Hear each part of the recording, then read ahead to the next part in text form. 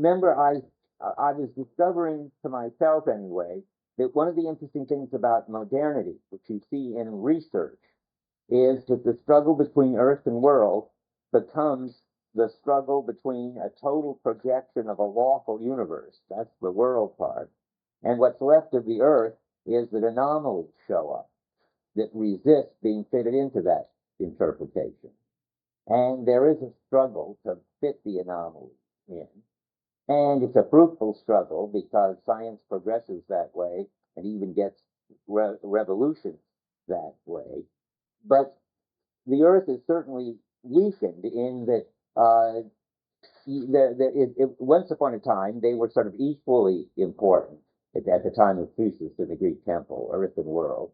Whereas now, and the ideal would be to get rid of the anomalies altogether and have a completely coherent, consistent, complete science. So it isn't as if the anomalies are equal, and their fruitfulness is sort of only a contribution to finally getting rid of them altogether. So it shows, I think, that there is at every epoch a struggle between earth and world of some sort, and that is the style of the epoch comes through. In this case, the style could be called what Heidegger called it at one point total mobilization. The style is everything has to fit in, and that style is reflected in the way the Earth-world struggle takes place in that age.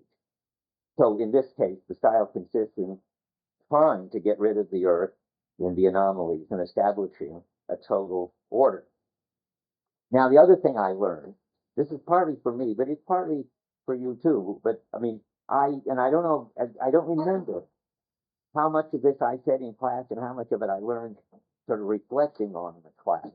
But I mean, still on the subject of Earth and world, I discovered that I've been emphasizing much too much the light side, the open side, the world side of the clearing.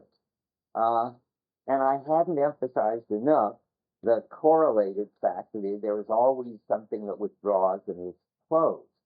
And that's because I was too much interested in the light metaphor. And I was interested in the light metaphor because I was talking about metaphysics. And the light metaphor is the part that helps you understand how the clearing is necessarily withdrawn and invisible and does its job precisely when it's withdrawn and invisible. And that's what I was focusing on.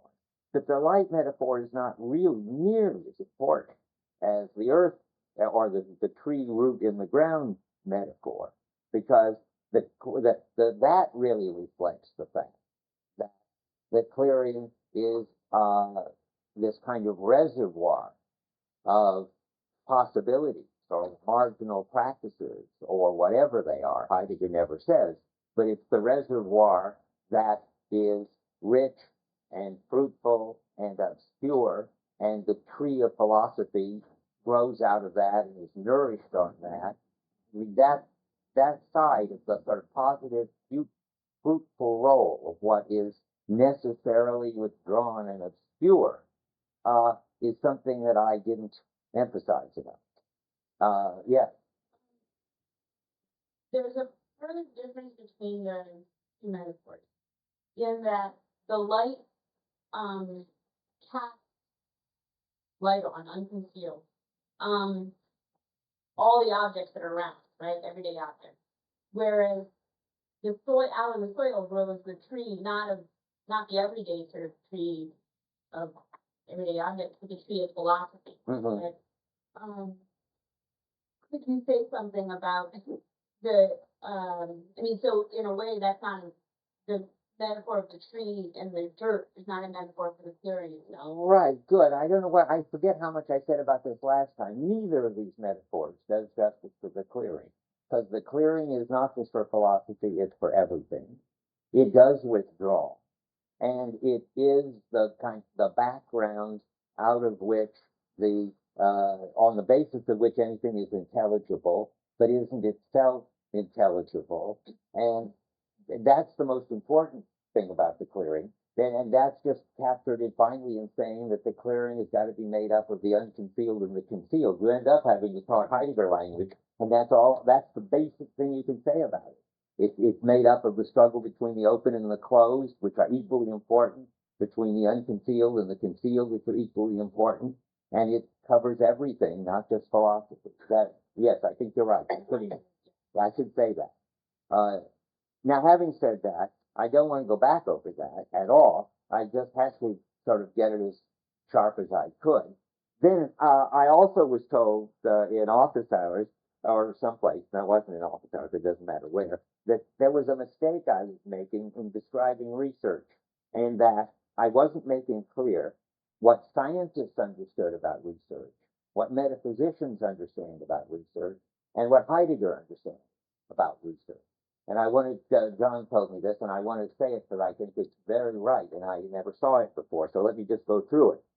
Scientists don't know that they're making a projection in which they're determining what counts as real, and then seeing what shows up under that projection.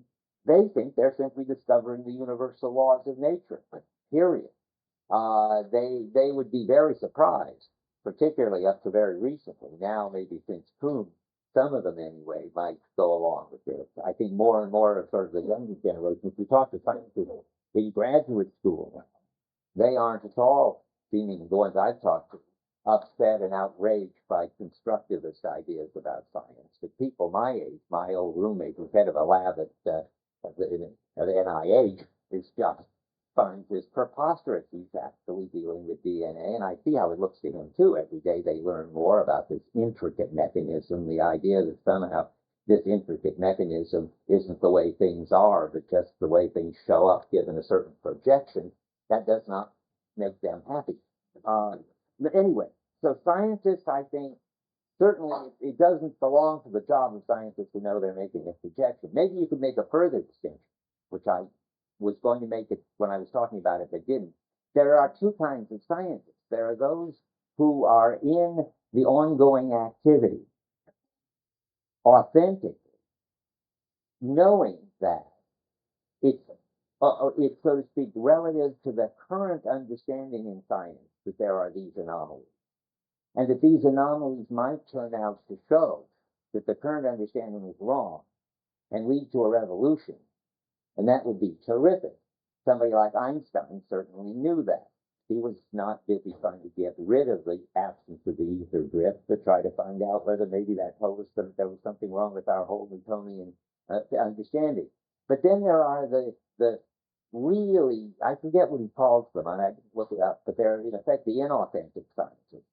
And those scientists believe they've got the right answer now, and that the anomalies are clearly just failures of measurement or failures of ingenuity or something, and they will eventually get it figured out how the current projection works.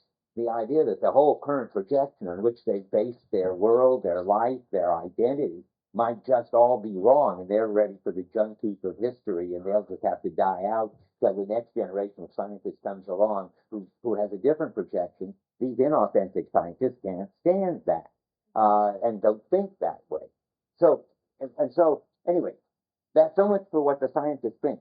Then, metaphysicians like Kant know that science works because we have a ground plane. It's our categories that determine how nature shows up, and nature shows up as the phenomenal world. I mean, we don't discover how nature is in itself according to Kant. We discover how nature is relative to our capacity to experience things in space and time, and our passive capacities and our active capacities to organize them according to causal laws. And so Kant understands that it's the human beings who project intelligibility. And then what reality is some phenomenon that shows up relative to that projection. And Heidegger knows that that way of looking at human beings as projecting an understanding of reality relative to which everything shows up in the phenomenal world is itself just the current way the clearing is working. maybe I should back up. And Kant's story is, we really do have this receptivity, we really do have these categories, it really is our nature to propose a certain understanding of intelligibility, and then there is the phenomenal world that shows up. And then Heidegger, so he's one beyond, you see, the scientists just think they're discovering the way the world is. Kant says, no, it's our job, it's human beings, not just us in the West. Human beings, I mean, we're the only ones that are so advanced as to know it, but all human beings, when they finally understand maturely what they are, will understand that it's only relative to their projection of what counts as intelligibility, that anything shows up as intelligible. And then Heidegger says, well, what Kant understands isn't what human beings are, but what human beings right now understand themselves to be, given the current way the clearing is working, given the modern practice. Yeah. Does what Kant knows count as acknowledgement or unstated documents? No, not at all. What Kant understands is that there's this fact about people, that they are the orderers of things. They lay down the intelligibility, and there's this fact about reality, that it's what shows up as the phenomenal world, and that's not the result of the clearing. That's correct. That's the truth, because he's a metaphysician, so he doesn't know anything about the clearing. I mean, the last thing Kant would say is, well, that's our current way of understanding it here in the West. We happen to have a bunch of categories of, receptivity. This is our phenomenal world for a while. That's not it at all. That is the objective world that we discuss. For everybody, for all time. You worry about Kant? Yeah. You think Kant was more, less a metaphysician? Why a recognition of the theory brings with it the recognition of the strict concept. So if Kant thinks that humans impose intelligibility or make intelligibility out of what is otherwise a sort of pool of unorganized intuitions, right. Right. Why the question is why that doesn't count as itself sort of the disclosing of objects out of concealment. And he's got this also view. There's those are the categories. But I don't know. But somehow putting form on matter, which is how Kant understands it, where the matter is something that's always there, metaphysically, and the form is something that's there also, as long as there are human beings. So in what I do, right, it takes this feeling of unordered intuition and organizing these objects. Okay, well, for one thing, Heidegger would say Kant didn't think of it epistemologically, but metaphysically, and people misunderstood him. And even Kant, but now we have to stop this, with switching from edition A to edition B of the critique, gave up the psychological way of looking at it for an ontological way of looking at it, I think. So anyway, we're now getting into stuff too specific to worry about for us. So now we get to go on to new stuff. Not quite, but almost. That is just now we connect up with the view that what is the essential change that characterizes modernity as a new understanding of being is that Descartes introduces the notion of representation. And representation in German is Vorstellung. I'm just reviewing and telling you all that. And that thinking of us as engaged in representation is a new understanding of what kind of being we are and what kind of being everything else has. And that's what we're going to find out about. There's a place where he talks about, I hadn't really realized this, but I knew it, but I didn't remember the passage. I don't think I've read this. But remember I said that sort of there will always be this sort of magic word that the metaphysicians find, which is going to name the being of being. And the word here is representation. That's Descartes had the word, but because he spoke Latin and French, he didn't really understand how deep the word was. But as soon as you get it over into German with Kant, and representation becomes Vorstellung, placing before, then we can see that that's the word by which Kant, as a metaphysician, and Descartes sort of, grasped what was the defining characteristic of their age. And he says at the bottom of 132,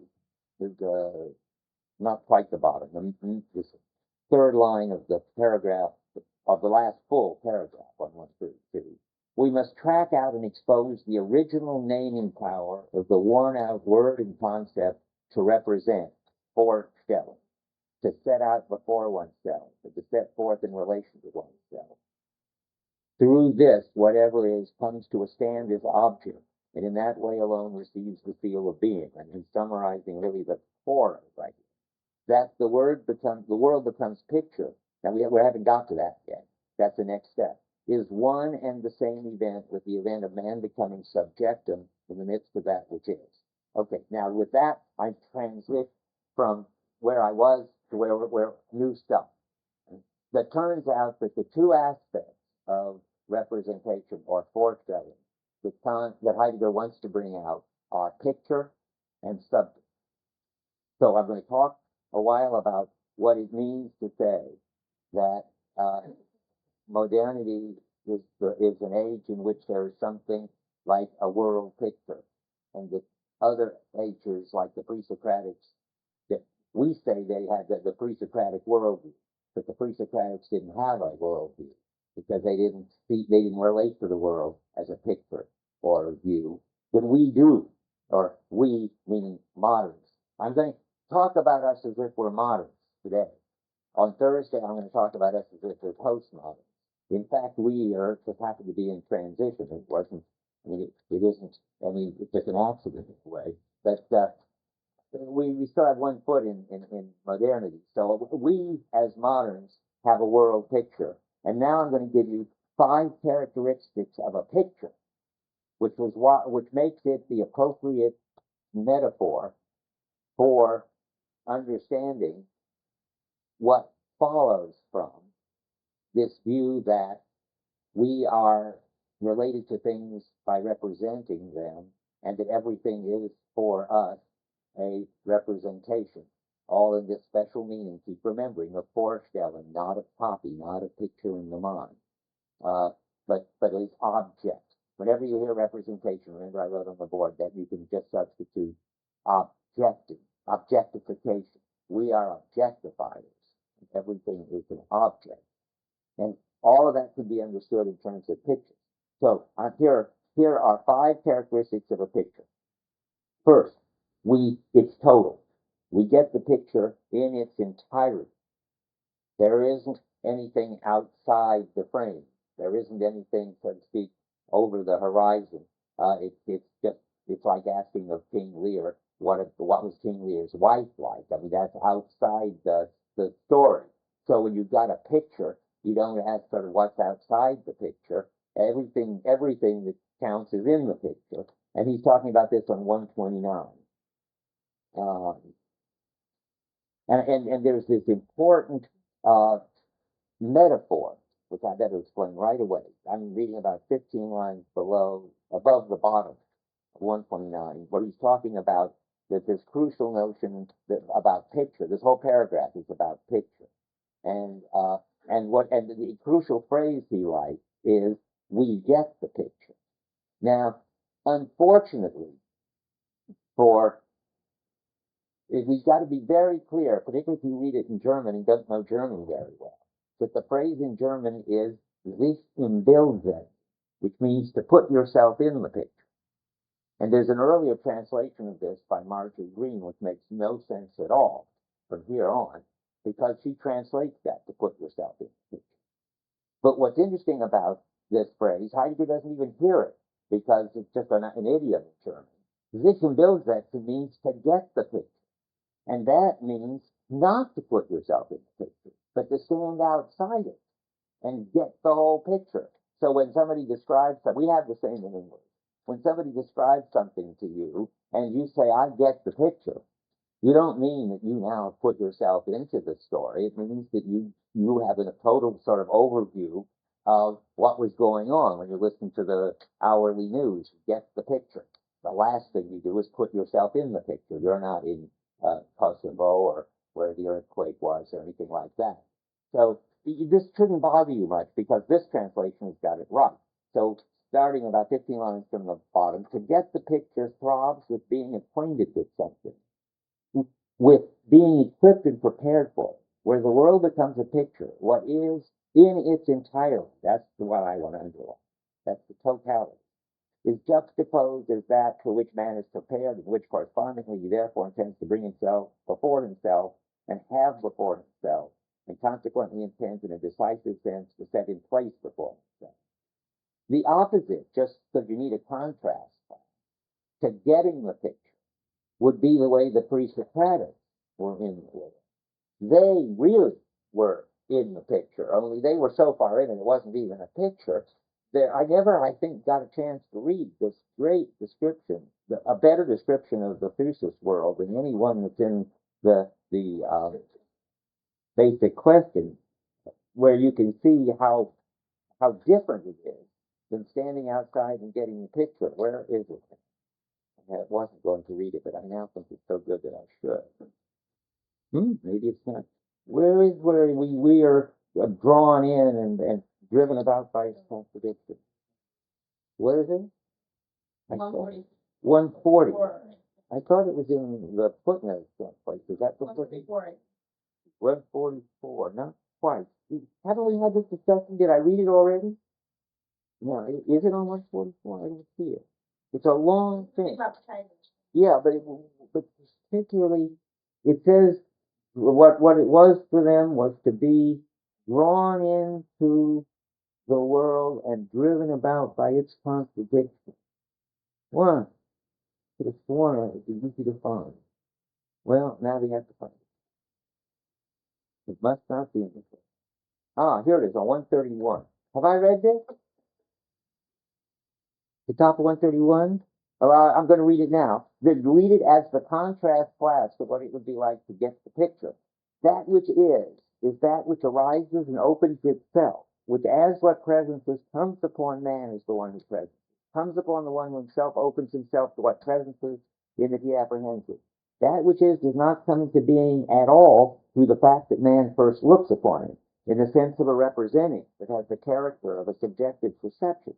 Rather, man is the one who is looked upon by that which is. He is the one who is, in company with itself, gathered toward presencing by that which opens itself.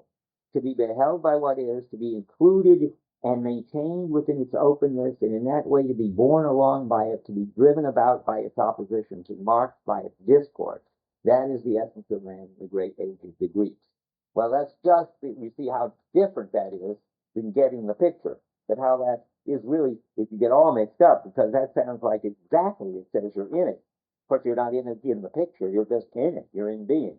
Okay, now let me go on to where I was, about the entirety. It gets it in its entirety. Hence, I'm now at the bottom of 129. Hence, world picture, when understood essentially, does not mean a picture of the world, but the world conceived and grasped as a picture.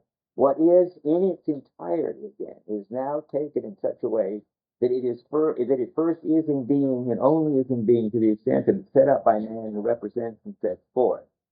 Okay, and again, wherever we have the world picture as an essential decision takes place regarding what is in its entirety. Okay, so there is this totalizing aspect. Now, in a certain way, of course, you might want to say, but every understanding of being is about what is in its entirety. And that is interesting and important.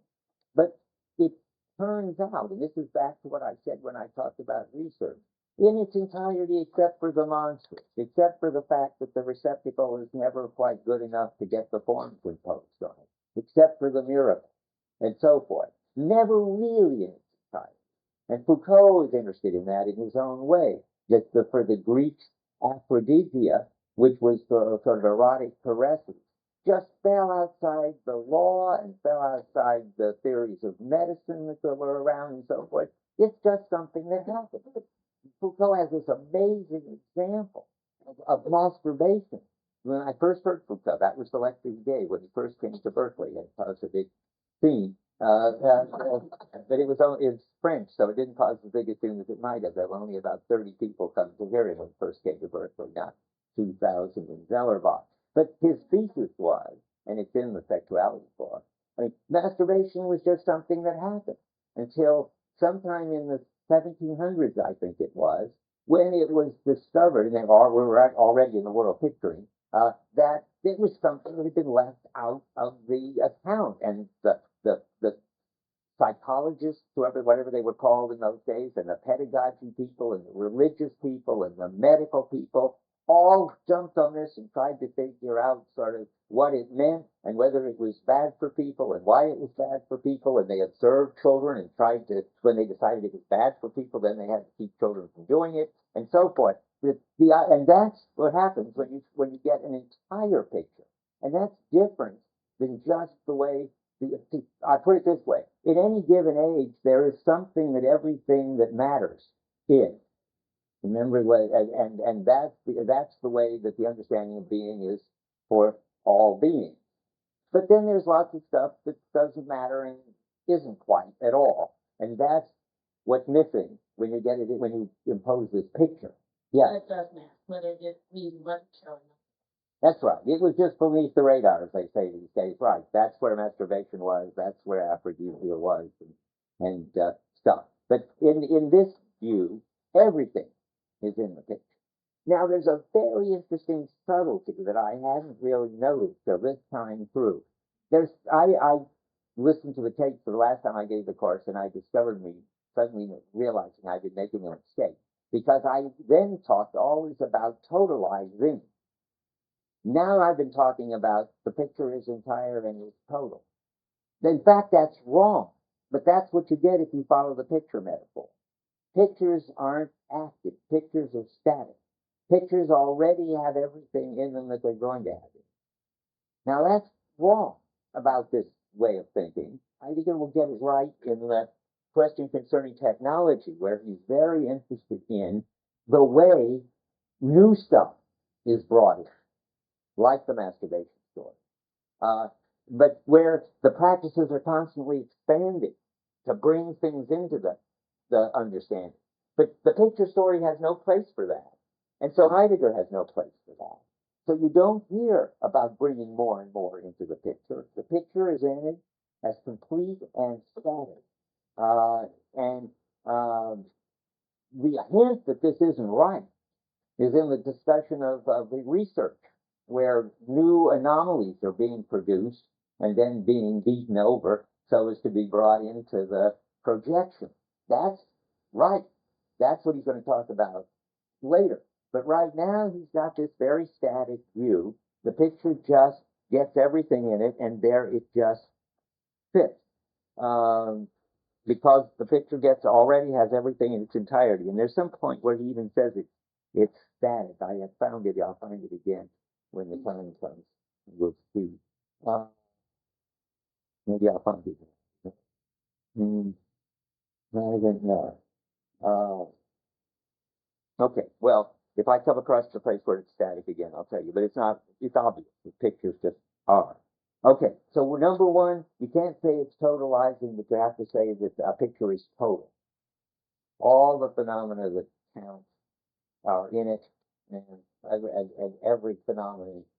You can't even say it because it's wrong. But anyway, it's total, he said. And let's go into the next. It's all explicit. That is, you see every detail just as it is. Nothing is hidden. As I think Austin says in some respect about the ideal of sort of pure Cartesian perception would be that you would have total certainty that everything was in the shop window. I mean, somehow I think the picture is that when things are laid out in the shop window, they're not sort of covering each other up or disassembled. Everything is fit so you can see exactly clearly what's there. And that's the way the picture works, according to Heidegger. He's talking about this on 129, where he talks about, again, where he says in the middle of the paragraph, we get the picture. then it says literally we're in the picture. See, that's what I'm trying to prove, but don't let that fool you. That's irrelevant. We get the picture concerning something. This means that the matter stands before us exactly as it stands with it for us. That's this explicitness, this clearness. Okay. You understand, I'm going to come back to this at the end, but you should have this in mind all the time. You should be asking yourself, but how can that be? If everything is in the picture. How can it be that it's perfectly clear? And the answer's always got to be because we make the picture. I mean, if we were being sucked in by the overwhelming whooshing around of things, we wouldn't have the whole picture. There'd be all kinds of gods and monsters and stuff that could whoosh up that we haven't got before, demigods all over the place. But if we're laying down the rules for what counts as intelligible, then we've got already everything. And if we are laying it out in front of us, so to speak, then we can be clear about it all, even if at first we aren't. In principle, we can certainly get it all clear. And it forms a system. Again, because that's how we organize it, presumably. This is on 129. He says, a little right below where I was, we get the picture concerning something does not mean only that what is set before us is represented to us in general, but that what stands before us in all that belongs to it and all that stands together in it as a system. And what does it mean to be a system? Well, it means that everything is in its place. It isn't just a sort of grab bag of everything. There, the shop window isn't so good anymore. You can put all sorts of stuff in the shop window in any old order. Everything is ordered, and everything is understood in terms of how it fits into the whole. Think of now, this isn't just any old snapshot picture. Think of this as a picture by an artist, where you think of it as every detail of the picture is where it is and where it belongs and so forth. And that's how you ought to think of it, because we are the artists, so to speak. We make the picture. We can make it as systematic as we please. Already in Kant, I mean, every event has a cause in Kant. He can say that a priori. How does he know that every event? Because we won't count it as an event unless it has a cause. We are the one who's imposing the order. That's the intuition behind all of this. 141. Excuse me, I just want to ask. Yeah. So you're saying that it's not, of course, that everything is actually represented. Only what's represented is what's intelligible to us. So obviously there is a lot left out of the picture. Reality, you're saying. Well, yes. Yes and no. I mean, that's a perfectly sensible thing to say. So from Heidegger's point, in reality, there's all of Earth left out of the picture. Sort of all the practices that we don't understand yet, and all the stuff that is obscure and so forth. That's how it is for Heidegger. But and you could put it your way then, that sort of lots of reality is left out of the picture. But the tricky thing is that the picture defines what counts as reality. So from their point of view, no reality is left out. To be real is to be in the picture. That's what counts as real. Let me say it again in Kant terms. How did Kant know that every event has a cause? Because it's part of the definition of to be an event that it has a cause. We make that definition. And therefore we know in Kantian terms a priori, before any experience, that any objective event, any real event that we come across, it will have a cause. We may not know it right away, but somewhere we'll be able to find it. And if after a lot of search we couldn't find it, we'd have to declare this thing an illusion or something. It couldn't be real. So back to her point. From within this story, reality is what is. We have an entire picture of reality, and it's clear, and it's systematic, and that's what it is to be real. That is to be objective. That is to be what is presented to us as intelligible to us. And that's what it is to be real. That's being. Now, then you come back and you say from Heidegger's point of view, yeah, but there's something missing there. All right, that clearing, the earth and so forth. Yeah, right. But they don't count as real. They count as, who knows what to call it. What counts as real is whatever the metaphysicians say is real. And yeah. What helps me in this is to think about, this will help it to verificationism as sort of, apotheosis. You define what something is in terms of the observable consequences of it. And that's all that you can ever say about what the thing is. I don't know if that's going to help very many people, so I'm not going to develop. But if it does help you, good. Okay, let's see now. So everything, well, I was going to do 141. What's on 141? It's more about system. What belongs, the number 6, what belongs properly to the essence of the picture is standing together, system. But this is not meant the artificial and external simplifying and putting together of what is given, but the unity of structure in that which is represented as such, a unity that develops out of the projection of the objectivity of whatever is. In the Middle Ages, a system is impossible, for that is ranked order of correspondences, that is hierarchy. And the system is even more foreign to the Greek, presumably because of all the stuff that just lay outside the system, like Aphrodisia. Ongoing activity is a specific bodying forth and ordering of the systematic, in which at the same time the latter reciprocally determines the ordering. Where the world becomes picture, the system, and not only in becomes predominant. The reason he puts it that way is that Hegel is the one in thinking who saw that if it's our order that we impose, then we're going to organize it in a way that will make it fully intelligible to us, and that means there won't be any elements in it that we can't fit in where they belong. And research tries to do that for nature. Every element will be fitted into the periodic table, and every event will be fitted into the history of the universe and so forth. But in general, I guess, however you generalize it, I'm not sure. Well, you can see sort of, because it's happening. I mean, when Heidegger says not just in thinking, he means that in practice the world becomes a system. And that must be happening somehow. Because we keep saying, it's all a system, and the system does it, and phrases like this, I had some in my mind earlier. It's not my fault, it's the system. And there's sort of a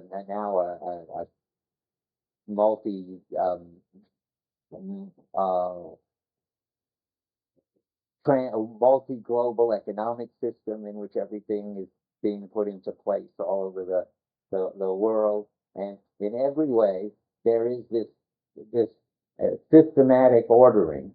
It isn't complete yet, maybe, and that's the part that Heidegger can't talk about yet. It's developing because we've got this static view.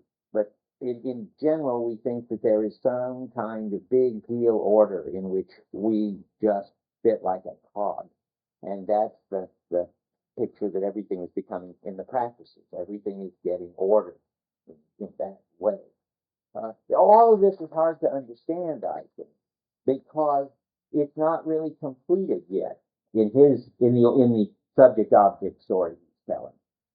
It only gets much more clear in the technology story, where you got to read it next time as then it'll be a story of how things are going and what direction things are going. And then it gets a lot more clear that things are getting more and more systematic, that we're fitting more and more together, and everything is related to everything else in more and more thorough and complicated ways.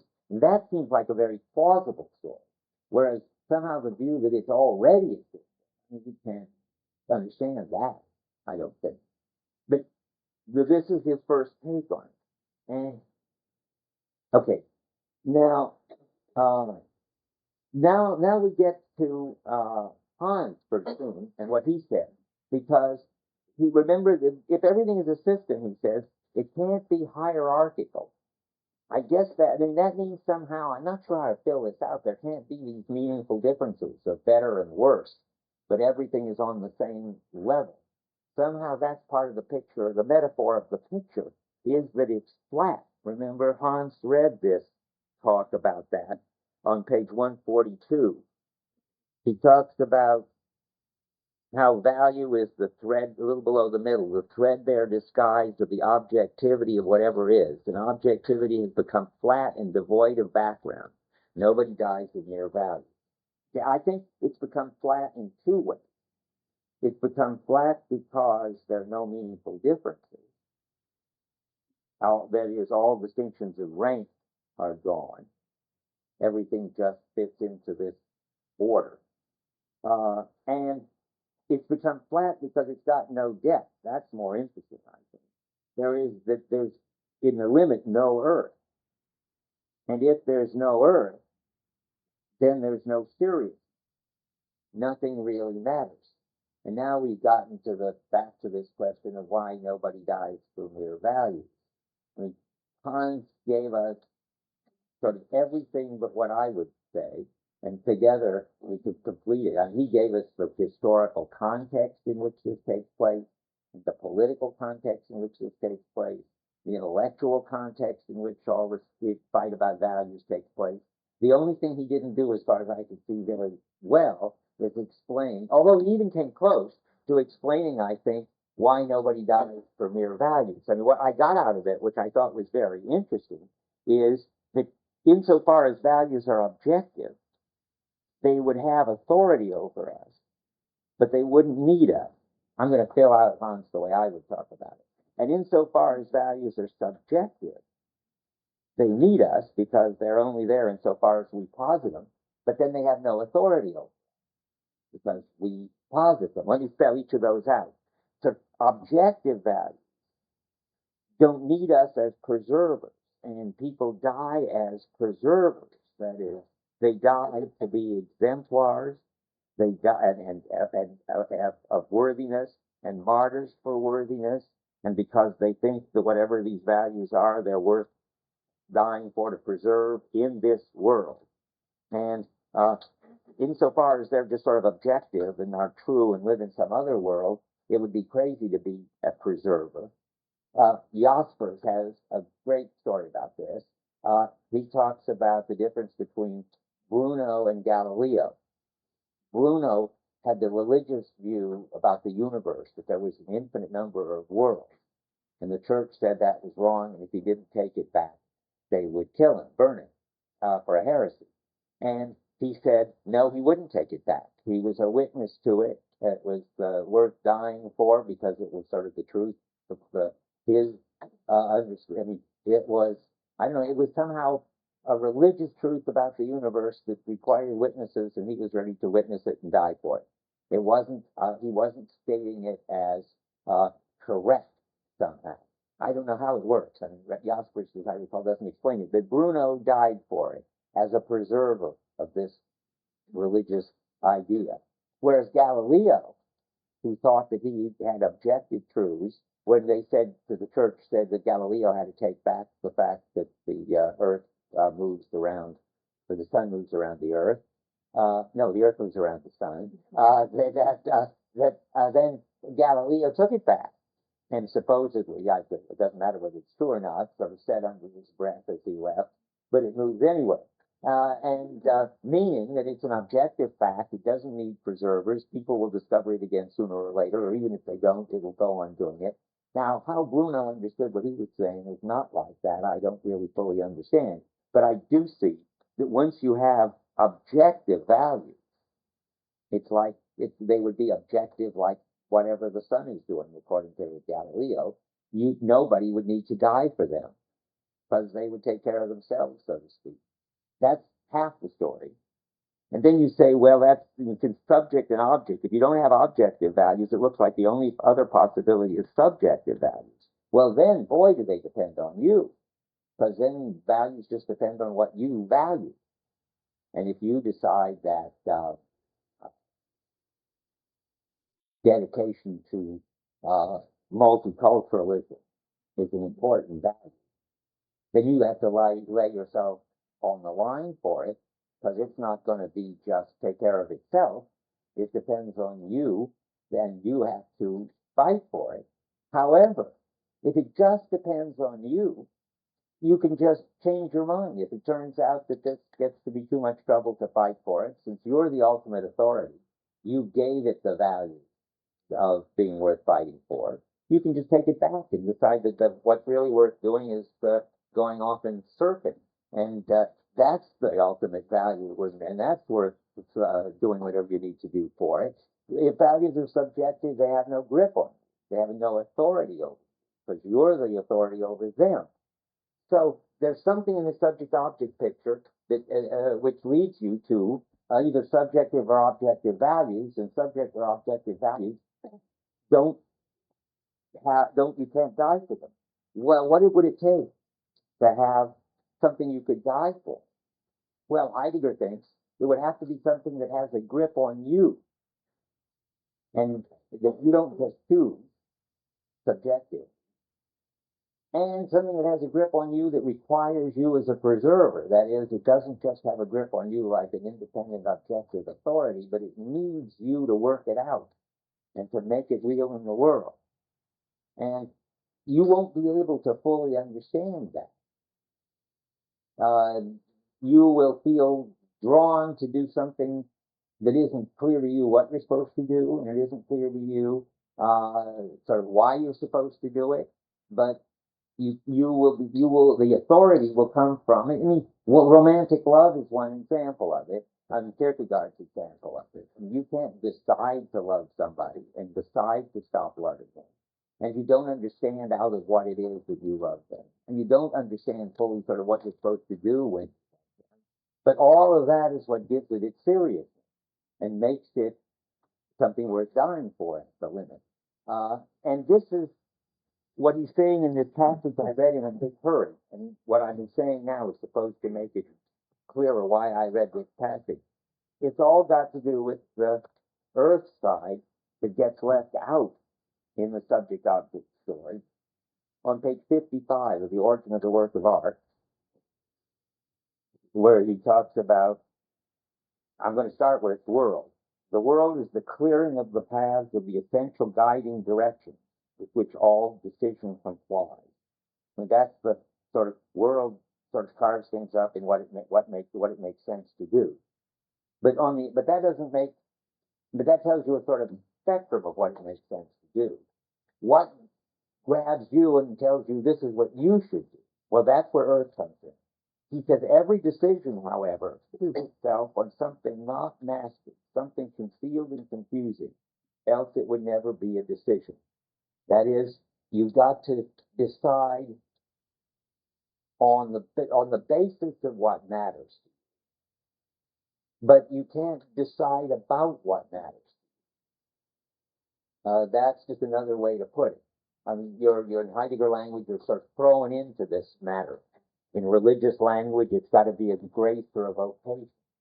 In romantic language, where marriages are made in heaven, or they're destiny or something, but they're not something that you can choose.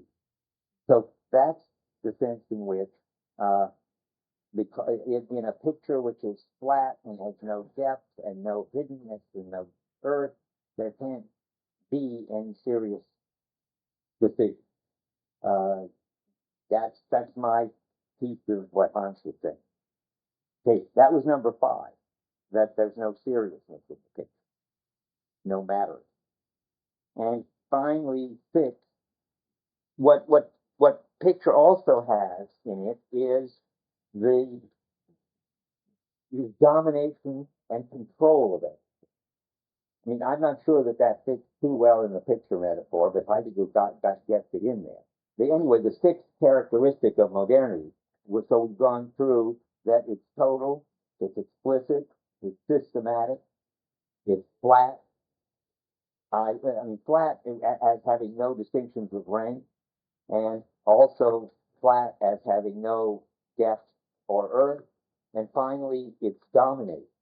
Everything comes under our control. That's on 132, and the middle of the page. Man makes depend upon himself the way in which he must take his stand in relation to whatever is as objective. There begins that way of being human, which mans the realm of human capability as a domain given over to measuring and executing for the purpose of gaining mastery over that which is as a whole. what Heidegger is now doing is explaining or just repeating what is really all, I think, a rather sort of boring cliche when it's just said. It's not so boring when it's brought into relation with foretelling, as the understanding of being. What he's saying is our modern way of dealing with things is to dominate them, control them, objectify them, and use everything to satisfy our desires.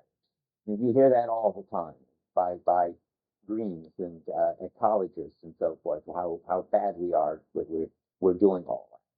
They're dominating, controlling, exploiting, treating nature as a gigantic filling station, Heidegger put it at one point. He's in this kind of mood.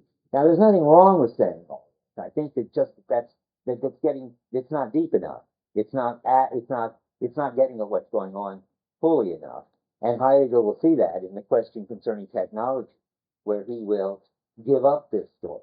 But we got to tell it before we give it up. So everything gets dominated, and everything becomes something put at our disposal, he says on 133. The middle. The world stands at man's disposal as conquered.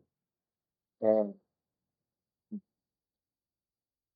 so much for that, since I don't think it's since it's no longer, I think it was really the way things were, probably in the 17 and 1800s, and maybe the first half of the 1900s. But it's not the story of the way things are now, I don't think. And therefore, the story about how we are dominating and objectifying and selfishly consuming, it's certainly not wrong. There's plenty of that going on. But something stranger is going on, which we'll find out next time. But let me stick to this time. Remember that all these 6 characteristics become that is ways of getting the picture become possible for us because we make the picture. We're the ones who relate it back to us as the source of meaning and intelligibility. I'm going to read you 2 crucial passages I read before because they are the transition to the next thing I want to talk about. The next thing I'm going to talk about, well, boy, there's lots to talk about. I thought I was making great progress, but there's so much to talk about that I think, in fact, wait a minute, I'm going to save this later and go on to the next subject. Okay, yes, I see why I want to do it this way, but I didn't do it quite right. So we're going to relate everything back to us as the subjects that make it intelligible. And now, this is still part of, I have 2 big parts to the lecture, picturing and subject, or objects, subject. And we've done picture and object. We're going to do subject before time is up. But there's a thing in between, which we've got to stop at. Because if I say, well, we become the measure of everything. We are the ones who relate it all back to ourselves and give everything meaning and intelligibility. Then some smart person says, this actually happened when I was teaching the course lab. Some smart student says, but that's already been said by Protagoras. He said man is the measure of all things. And I didn't know whether to congratulate the student or to blame it, because, so I said, it shows that you're really very, very sharp if you aren't doing the reading. Because that's, of course, what Heidegger says would be anybody's reaction. And then Heidegger has to say, no, this is not Protagoras. When Protagoras says on page 143, man is the measure of all things, of that they are, of those that they are and those that are not, that they are not, he is not saying the same thing as Descartes when he says that we are subjects and talks about the cogito. And the question is, well, what is he saying if not that? Well, I can do this rather quickly. What Heidegger says is Protagoras is really saying what Heidegger said in Being in Time, for those who know Being in Time, but you don't need to know it. He says what Heidegger is saying is, first paragraph on 144, retranslating as Heidegger does. Of all things, those namely that man has about him in customary use, equipment, the ready to hand, and therefore constantly, the particular man, that is each Dasein, is the measure of those that presence, that is, uses some of them, doesn't use them all. I can't both use the desk here and the door to my office at the same time. He's the measure of those that they presence as they presence, like the lectern, and also those to which it remains denied to presence, that they do not presence, the door to my office and my word process. That which is, whose being stands ready for decision, is here understood as that which presences of itself within this sphere, within the horizon of man. Okay, and who is man? So far, it turns out that, that's what he means. And now the interesting question is, and what view of human beings, because he says at the top of 145, what mode in which man is behind this story? That is, what's the different essence of human beings, according to the Protagoras pre-Socratic story and according to the Cartesian modern story? Well, obviously, once you see it, it's pretty obvious. What counts as man for Protagoras is that a human being who is, give you this list, finite, involved, embedded, embodied, coper. That's what we are. I mean, that's exactly being in time story. But it's spelled out a lot more. And we're finite, involved, embedded in the world, embodied in, and we're coping with things. And if you're that, then you're the measure of all things, in the sense, simply, that it depends on what you're coping with. It's up to you and your current coping interests for what shows up and what doesn't show. That's the sense he says at the top of 146, that man is metron, the horizon of unconcealment. And that's pretty straightforward. And how does this differ from man for Descartes? Well, instead of being a involved coper, we are, for Descartes, a theoretical knower. That is, we are detached, disembodied, and instead of perceiving, we're imagining. Because in our imagination, we can survey everything. And we are universal theoretical knowers. We could contemplate the whole world at once. This is in the middle of 147. It is one thing to preserve the horizon of unconcealment that is limited at any given time to the apprehending of what presence is. That's the story I just told you about us as copers. That, by the way, it's interesting that there he talks about horizon. For us as copers, there's always something over the horizon we can't cope with, like the stuff in my office. Now, if you're a picturist, there's nothing over the horizon. Everything that matters is already in the picture. So that's the other half. It is another to proceed into the unlimited sphere of possible objectification through the reckoning up of the representable as acceptable to every man and binding for all. That is, as a theoretical knower, you get the picture from outside, so to speak, of everything. You're not embodied and embedded. You're a pure contemplator of everything. And that's the other version of man as the measure of all things. He sums this up on 147. Let me go on. All subjectivism is impossible in Greek sophism. That's Protagoras. For here man can never be subjective. He cannot become subjective because here being is presencing and truth is unconcealment.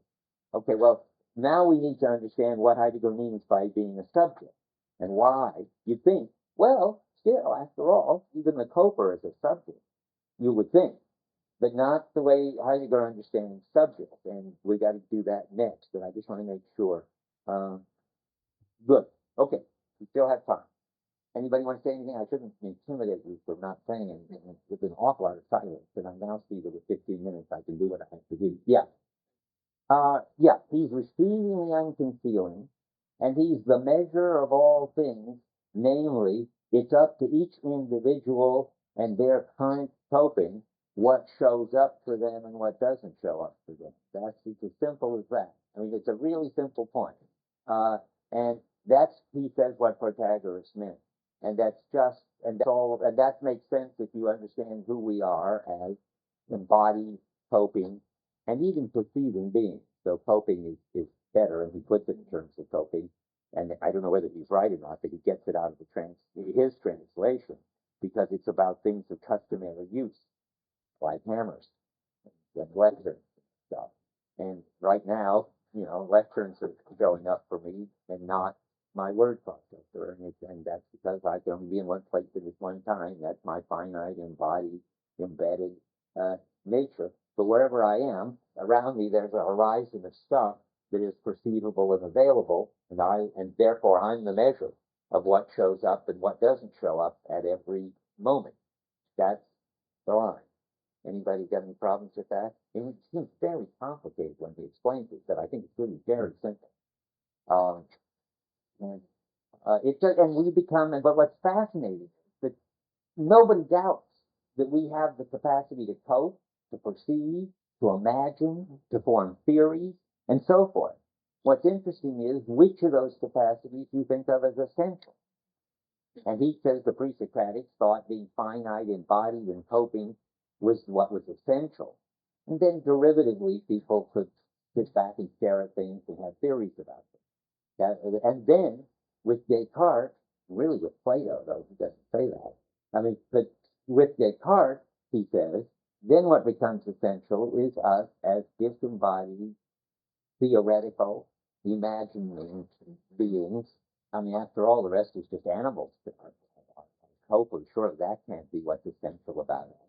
And then you get this whole different story about what it is to be the measure of all things. Namely, let's just repeat it, we become the source of what counts as intelligible and the ordering into a system of everything.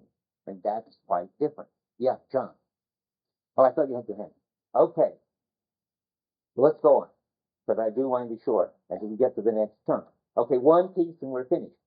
We've done what it is to be an object, namely, sort of part of the picture.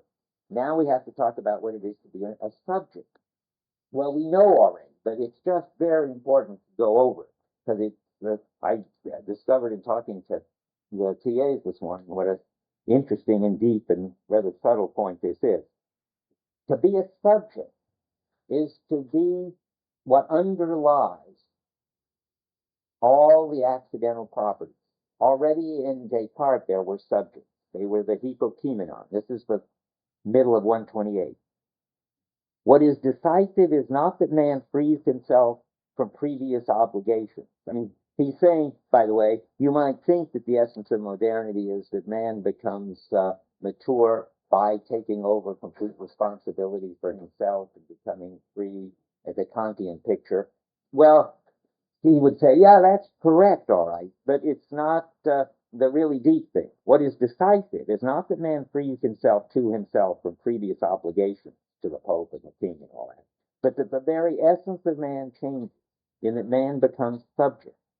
So far, I've sort of only half explained what it is to become subject. I've said, well, it's to become this disembodied coping, but this disembodied theoretical knower. But it's stronger than that, of course.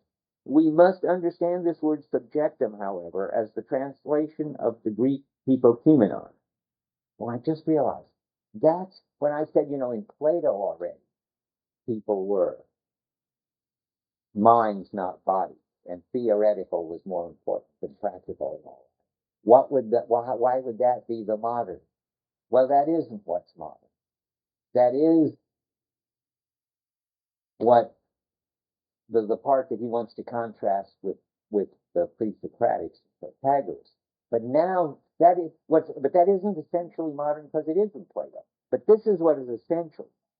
That we have to understand subjectum hypokeimenon, and now let's go on. The word names that which lies before, underneath, that is, as ground, gathers everything into itself.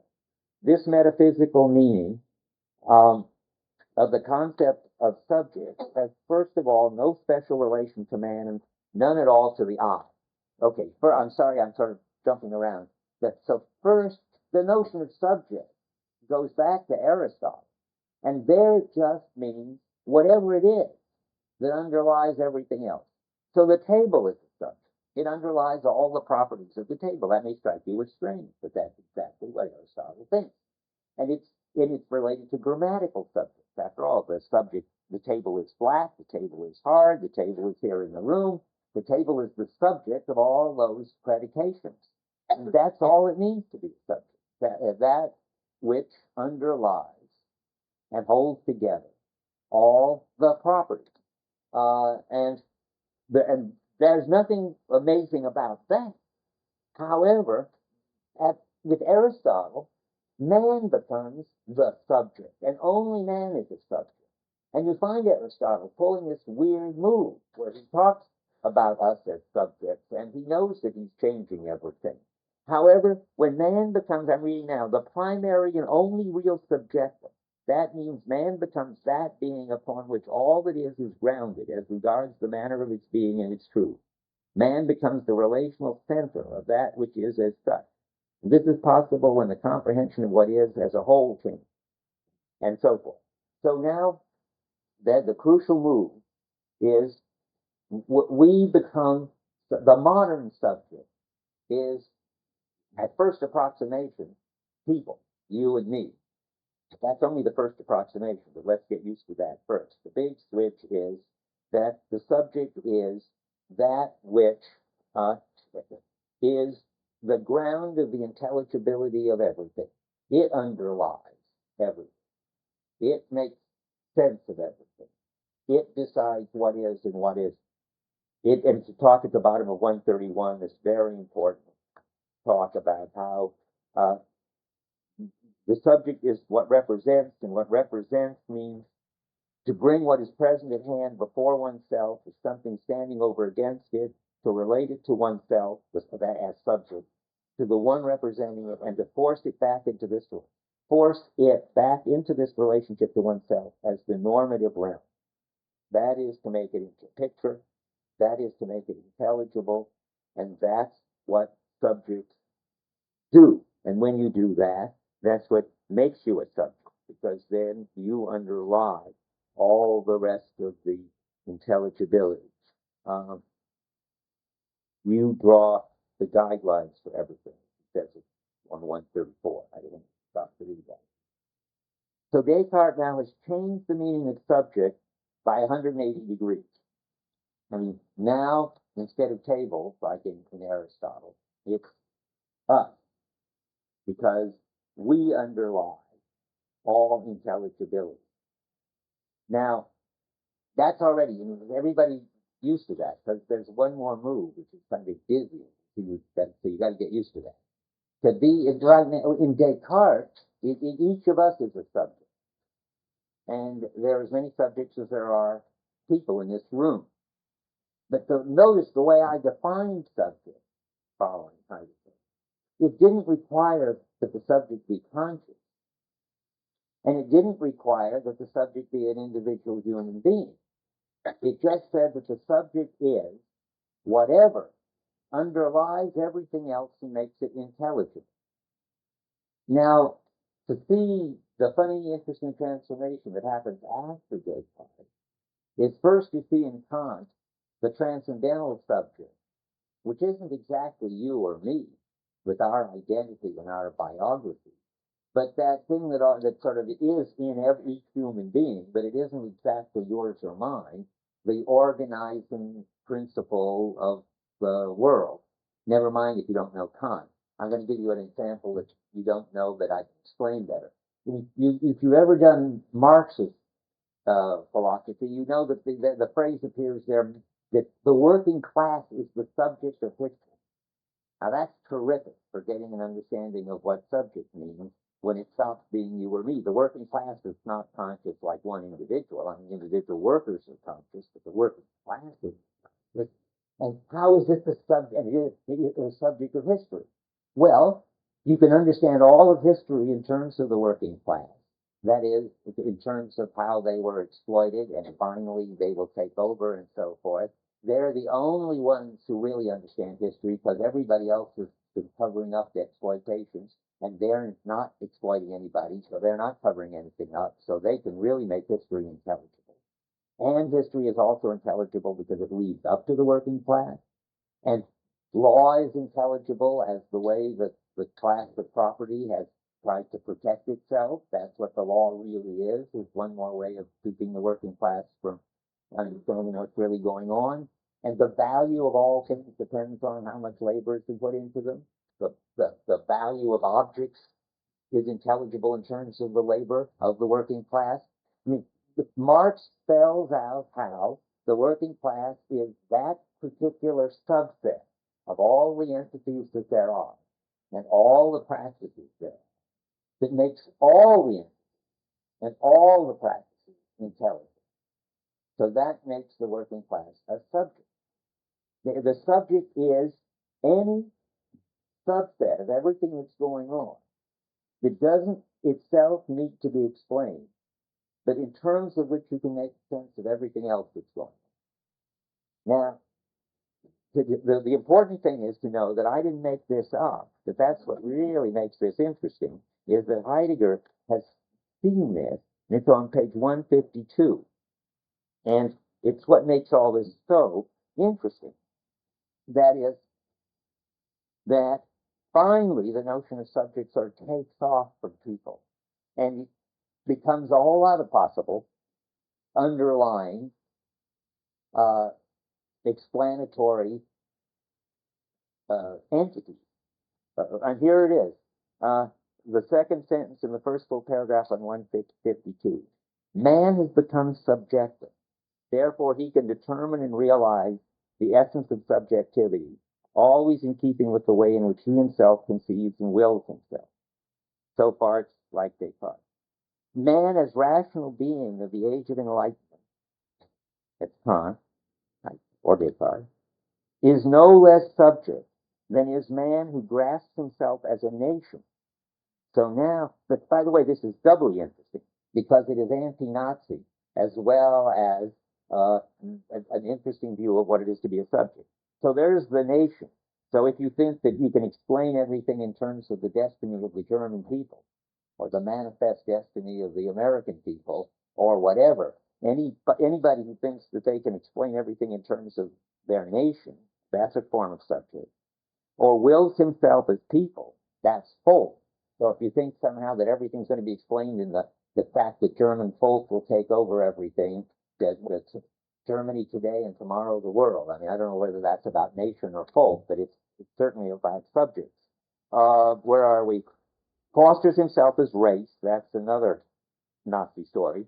Are the Aryans the true subject of the world? Is everything led up to Aryans, and everything going to be explained in terms of the final domination of Aryans? And finally, empowers himself as Lord of the earth. Well, that's going to turn out to be sort of Western human beings. And finally, all human beings are going to set themselves up as the exploiters and dominators of everything for the satisfaction of human beings. Then they're going to be they're going to be the subject. And everything is going to be explained as in the service of human beings. You want to say something? Oh, cut your hand. So that is, and now I'm just reviewing it with other passages. The subject is going to be whatever is the source of meaning and intelligibility of everything. You get it on 132 at the bottom. And here, I mean, this is the last thing I guess, well, this is one of the last things I'll read. Only because and insofar as man actually and essentially has become subject, is it necessary for him as a consequence to confront the explicit question, is it an I confined to its own preferences and freed into its own arbitrary choosing, or as the we of society? That is, which is going to be the subject, the community or the individual? Is it an individual or as community? Is it as a personality within the community or a group member in the corporate body? Is it as a state and nation, as a people, or as the common humanity of modern man, that man will and ought to be the subject, that in his modern essence he already is? So all of this struggle about individualism versus community and so forth, all of these struggles can only take place, as he says at the top of 133, once the argument is over. What is the true subject of history? And then you'll get the state, the working class, the race, the community, the individual, all fighting it out to be the ground of all intelligibility. And I think we can just stop with that. Now we finish the age of the little picture. We go on to the question concerning technology. Okay. Thank you. Thank you. Okay. The next time I'm going to put off the part on causality, which is at the beginning, the four causes of the question concerning technology.